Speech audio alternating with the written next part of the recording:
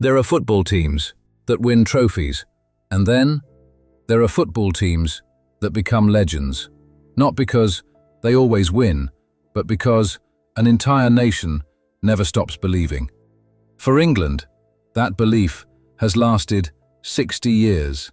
60 years of hope, of heartbreak, of near misses, of generations growing up, hearing the same words, "It's coming home." 3 words that became a dream, a promise, a joke to some, and an obsession to millions. In 1966, England stood on top of the footballing world. The birthplace of the beautiful game had finally conquered it. The future seemed inevitable. Another World Cup would surely follow. But nobody could have imagined that decades later, children would become parents, parents would become grandparents, and still England would be waiting.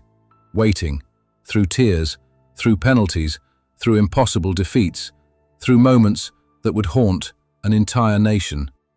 The hand of God, Italia 90, Euro 96, the golden generation, the ghost goal, Iceland. Each one another chapter in football's longest heartbreak. Yet somehow the dream never died. Because football is different. In England, it isn't just a sport, it's identity, it's history, it's hope. And today, after 60 long years, another generation stands on the edge of immortality. One tournament, one opportunity, one chance to finish what began in 1966. But before we discover whether football finally comes home, we must understand why it ever left. This is the story of England, the country that gave football to the world and spent 60 years trying to bring it home. The birthplace of belief.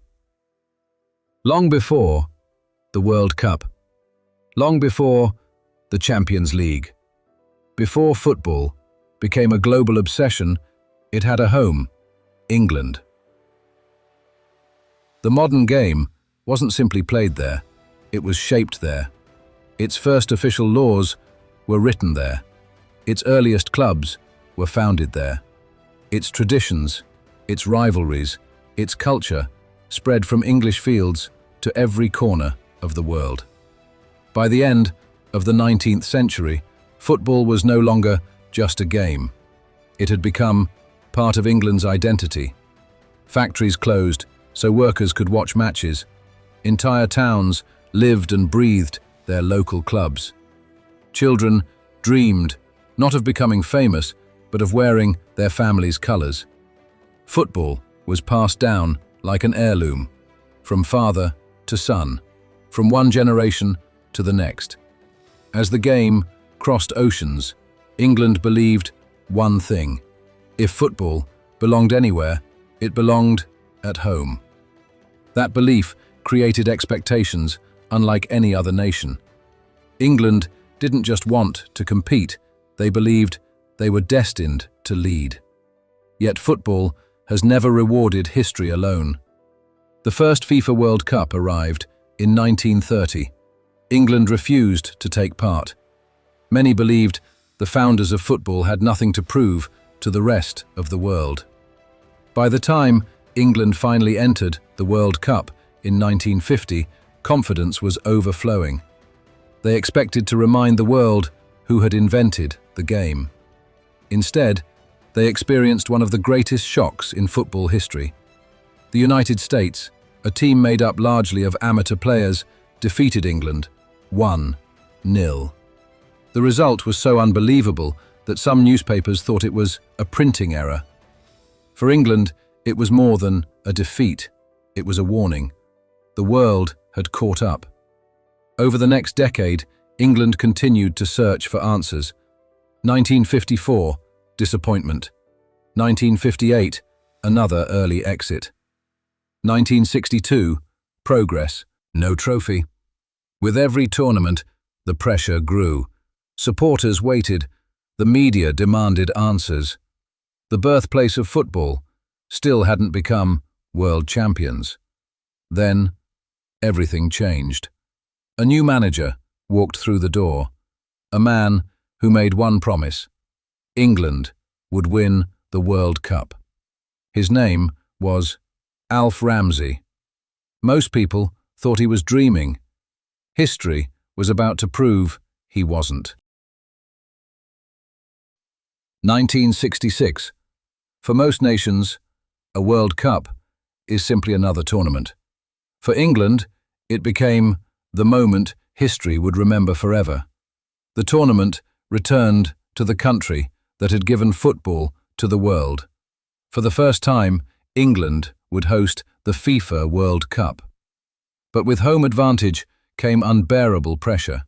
An entire nation expected victory. Anything less would be remembered as failure. Standing at the centre of that expectation was one man, Sir Alf Ramsey. Quiet, disciplined, unshakably confident. Months before the tournament began, Ramsey made a statement that many believed was impossible. "We will win the World Cup." It wasn't arrogance, it was belief. A belief built on preparation. Every training session, every tactical decision, every player had a purpose. Ramsey wasn't building a team of superstars, he was building a team that trusted each other. England began the tournament with patience, not brilliance, not spectacular football. Patience. Every match strengthened their confidence. At the heart of the defence stood Bobby Moore, calm, elegant, a captain who never appeared to panic. In midfield, Nobby Stiles did the work few people noticed, winning tackles, breaking attacks, allowing others to shine. Further forward, Martin Peters created opportunities, while Bobby Charlton became England's heartbeat. His intelligence, his movement, his ability to decide matches made him one of the greatest players the country had ever produced. Then there was Geoff Hurst, strong, fearless, always ready for the biggest moment. England slowly moved closer to history. Victory after victory, the dream began to feel real. Then came July 30th, 1966. Wembley Stadium. Nearly 100,000 supporters filled the stands. Millions more watched around the world. Standing between England and immortality was West Germany, one of Europe's greatest footballing nations. The match. Was everything? A World Cup final. Should be. Intensity. Drama. Nerves. Neither team refused to surrender. Every tackle echoed around Wembley. Every attack carried the hopes of an entire nation. As extra time began, the score remained level. One moment would decide everything. Geoff Hurst turned, shot.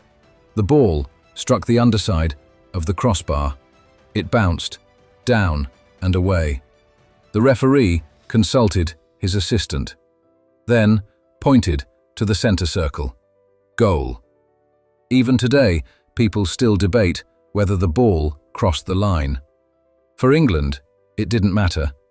History had made its decision. Moments later, with Germany throwing everyone forward, England launched one final attack. Geoff Hurst raced clear. He struck with absolute power. The net bulged. Supporters poured onto the pitch.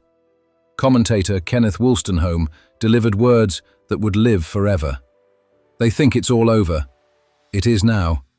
England were world champions for the first time, and so far, the only time.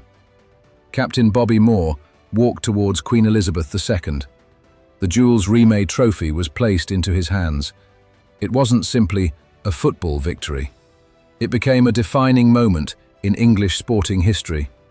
The country that believed football belonged at home finally had proof.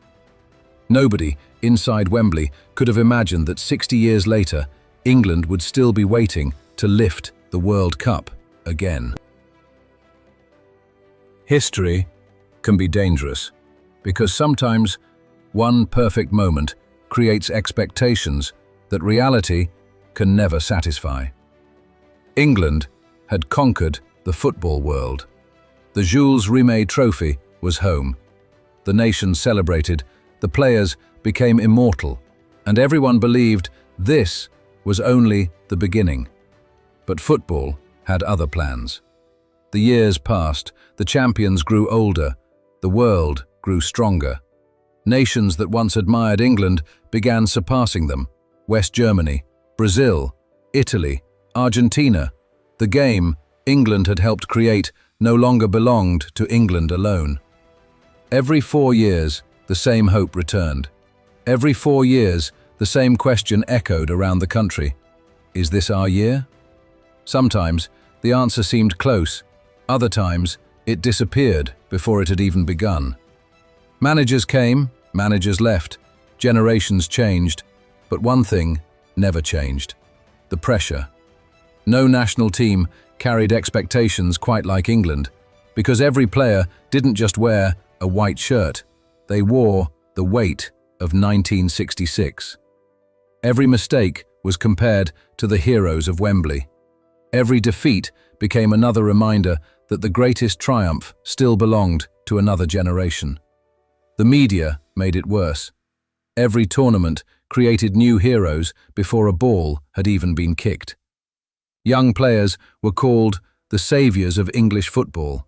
Managers were praised before victory and criticized long before defeat. Hope turned into pressure, pressure turned into fear, and fear turned into failure. England didn't lack talent, they lacked freedom, because every pass, every shot, every missed opportunity carried 60 million expectations. Football stopped being just a game, it became a burden. Then, in 1986, England arrived in Mexico, a tournament that would produce two moments. One that would fill an entire nation with anger, the other that would leave the football world speechless. Both created by the same man, Diego Armando Maradona. Mexico, 1986. The World Cup returned under a blazing sun. England had survived a difficult beginning.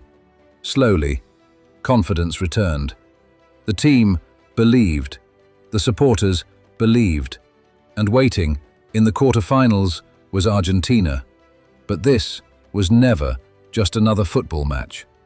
Only 4 years earlier, Britain and Argentina had fought the Falklands War. The wounds were still fresh. For millions, this match carried emotions far beyond football. 90 minutes could never erase history, but they could create a new chapter. From the very first whistle, the tension was impossible to ignore. Every tackle, every pass, every challenge felt heavier than usual.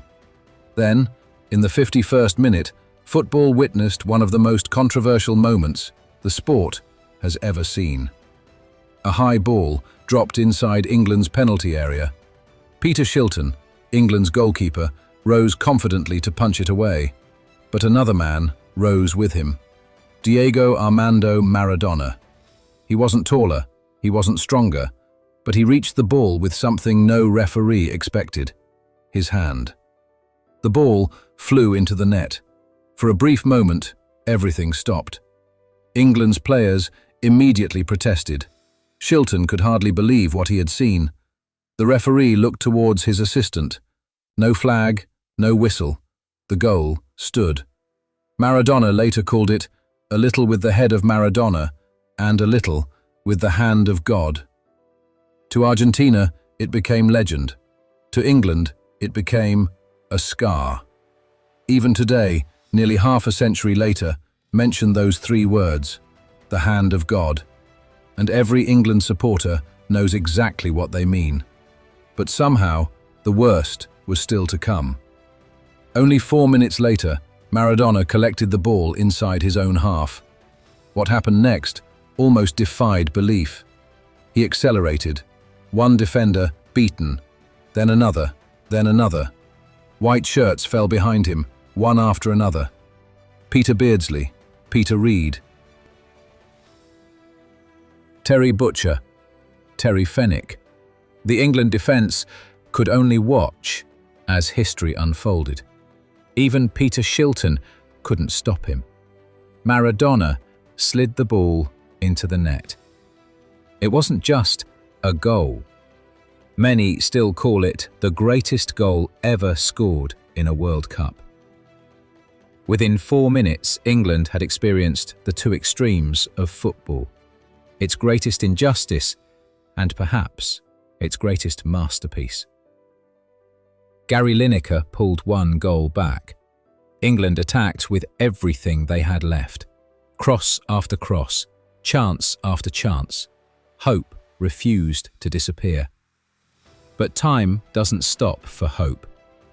The final whistle blew. Argentina advanced. England went home.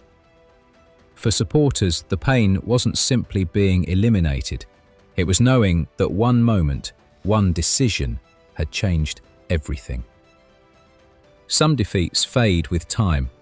Others become part of a nation's identity. For England, Mexico 1986 became both.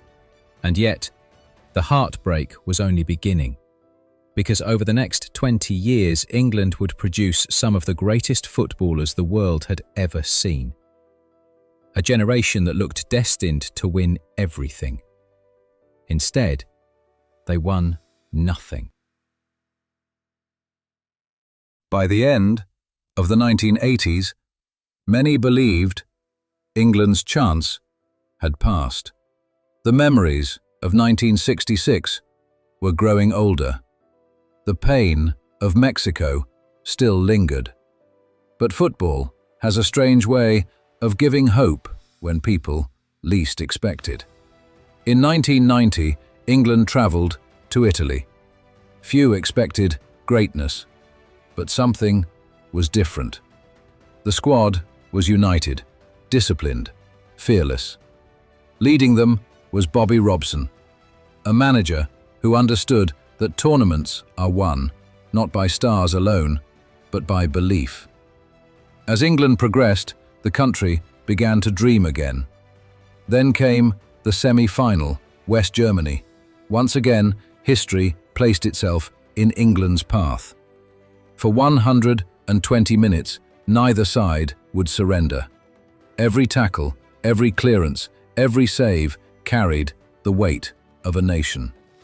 Then, football's cruelest test, a penalty shootout. England had never faced one at a World Cup.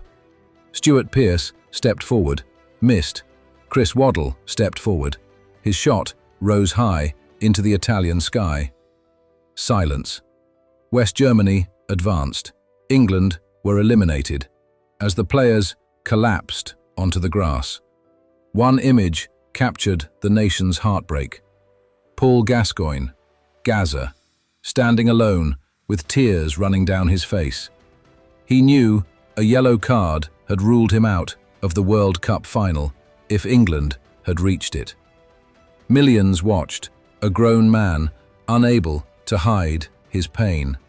And somehow that honesty made him a national hero. England had lost, but for the first time in years, the country believed again. 6 years later, football returned home. England hosted Euro 1996. The stadiums were full. The nation was alive. For weeks, there was only one song. It's coming home. It wasn't a prediction. It wasn't arrogance. It was hope.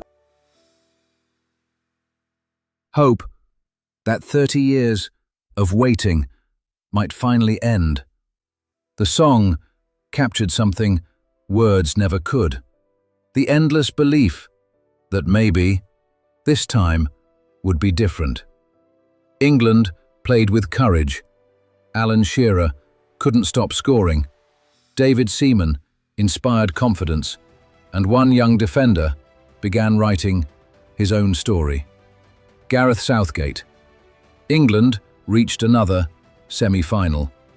Once again, Germany waited. Once again, the match went the distance.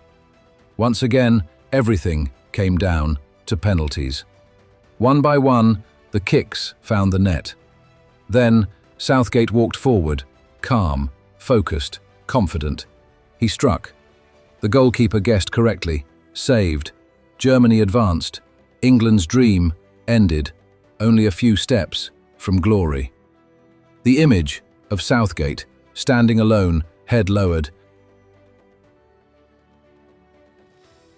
By the early 2000s, England had something they hadn't possessed in decades.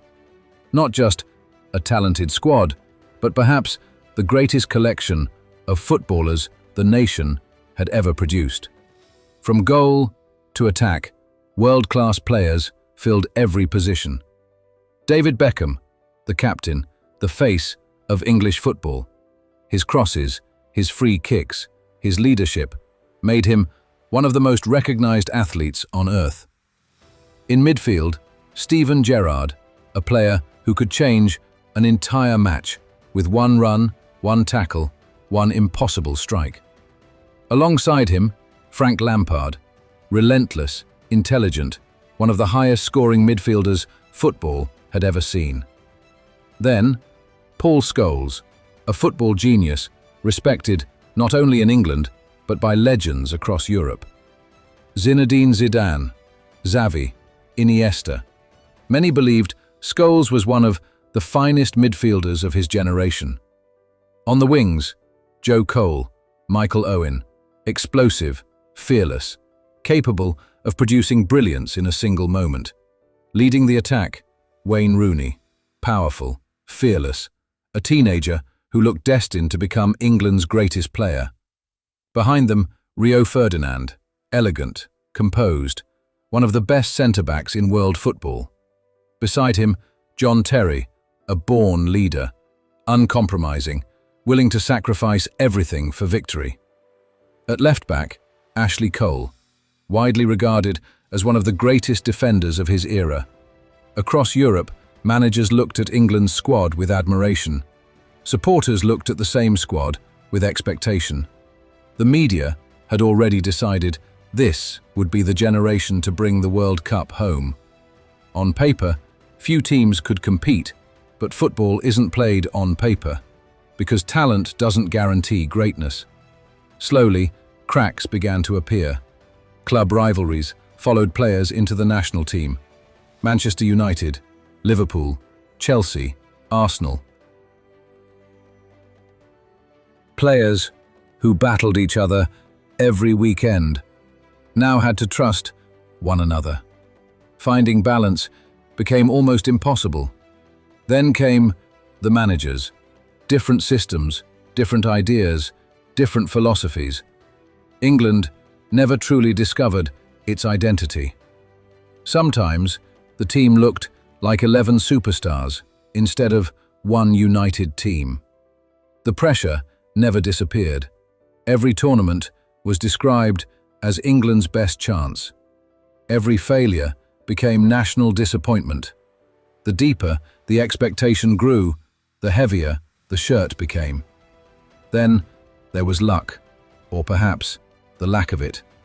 Red cards, injuries, missed penalties, controversial decisions, tiny moments that changed entire tournaments. One by one, the opportunities slipped away. The generation that seemed destined to win everything lifted nothing. For millions, it made no sense. How could Beckham, Gerrard, Lampard, Scholes, Rooney, Ferdinand, Terry, Ashley Cole fail together? Perhaps the answer was never about football.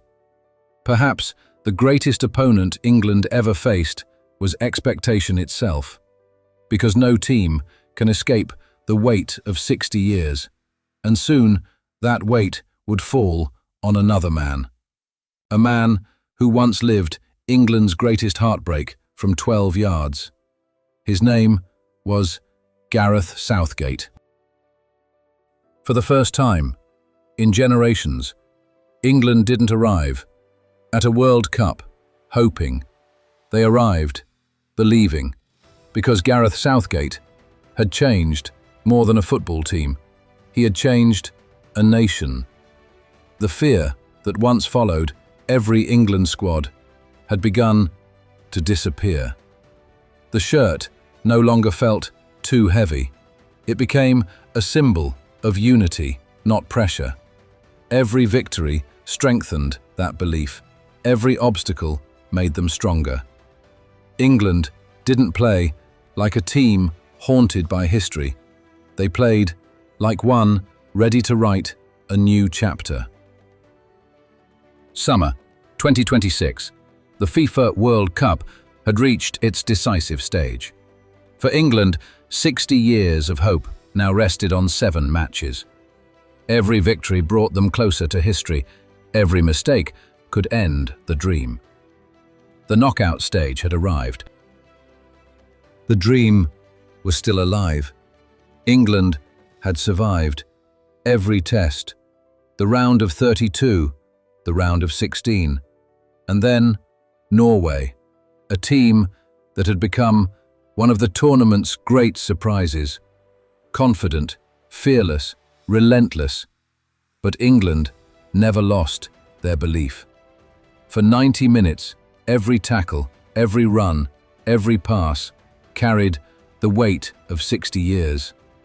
When the final whistle blew, England had done it. Norway had been beaten. England were back in a World Cup semi-final. One match from the final, one match from history, but waiting on the other side was Argentina, a nation built for moments like these. World champions, masters of pressure. The match had everything: intensity, drama, hope. Every English supporter could almost see it. The World Cup final was within reach, until it wasn't. Argentina found the decisive moment. England had fallen, not because they lacked courage, not because they stopped believing, but because football can be cruel. The dream of lifting the World Cup would have to wait. Many teams would have left broken. England didn't. One final match remained. France. Not for the trophy, but for pride. For every supporter who had believed. For every generation that had waited. England played like a team refusing to let heartbreak be their ending. The final whistle sounded. England had beaten France. 3rd place. Not the ending they dreamed of, but proof that this team belonged among the world's best. For 60 years, England had searched for hope. In 2026, they found something greater: belief. Because, for the first time in a long time, its coming home no longer sounded like a memory. It sounded like a promise. And perhaps the next chapter of England's story has only just begun.